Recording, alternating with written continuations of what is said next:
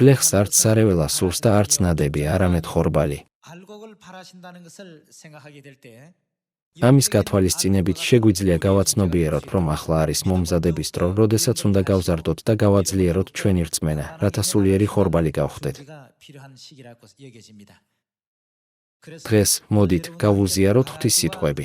ქადაგებით სახელწოდებით სარეველები და ნადები, რათა ყველა ღონე ვიხმაროთ, რომ არ ვიყოთ სარეველები ან ნადები, არამედ გავხდეთ ჭეშმარიტი ხორბალი, რომელიც შევაზეთ სიურ ბეღელში, რომელიც ღმერთმა ჩვენთვის მოამზადა.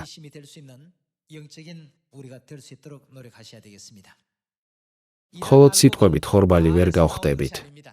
ჩვენ შეგვიძლია ვიყოთ ხორბალი ჩვენი საქმეებით და რწმენით.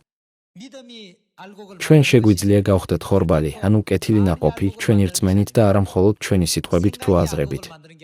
ჩვენი რწმენა შეიძლება ჩაითვალოს სანდოდ და ჭეშმარიტად, როდესაც მასთან ახლავს ჩვენი საქმეები და მოქმედებები. ბიბლიამ უკვე გაგუნათლა ეს სწავლება იაკობის წიგნის მეშვეობით. მოდით გადავხედოთ მათეს სახარების მესამე თავის 8 მოხლს. მაშ შექმენით მონანიების ღირსი ნაყოფიდან ვიფიქრებთ, თქვათ თქვენთვის, ჩვენ მამად აბრაამი გვყავსო. ვინაიდან გეუბნებით თქვენ, ღმერთს შეუძლია ამ ქვებიდან აღუდგინოს აბრაამს შვილები.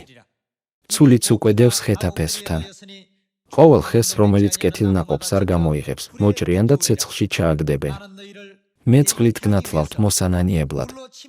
მაგრამ ჩემს შემდეგ მომავალი ჩემზე ძლიერია, ვისი სანდლის ტარების ღირსიც არა ვარ. ის მოგნათლავთ თქვენ სულიწმიდით და ცეცხლით. მისი ნიჩაბი მის ხელთაა. ის გაწმენს თავის კალოს. როდის ალაგებენ ხალხი ბეღლებს? შემოდგომაზე ხომ არა? ის თავის კალოს გაწმენს და რას იზამს? ბეღელში მოაგროვებს თავის ხორბალს. რას იზამს? ხოლო ბზეს დაწვავს ჩაუქრობელი ცეცხლით.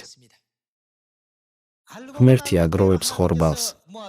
თუმცა რაც შეეხება ნადებს, მიუხედავად იმისა, რომ ნადებს გარეგნულად ასეთი იერი აქვს, რადგან შიგნით მარცვალი არ არის, ის დაიწვება.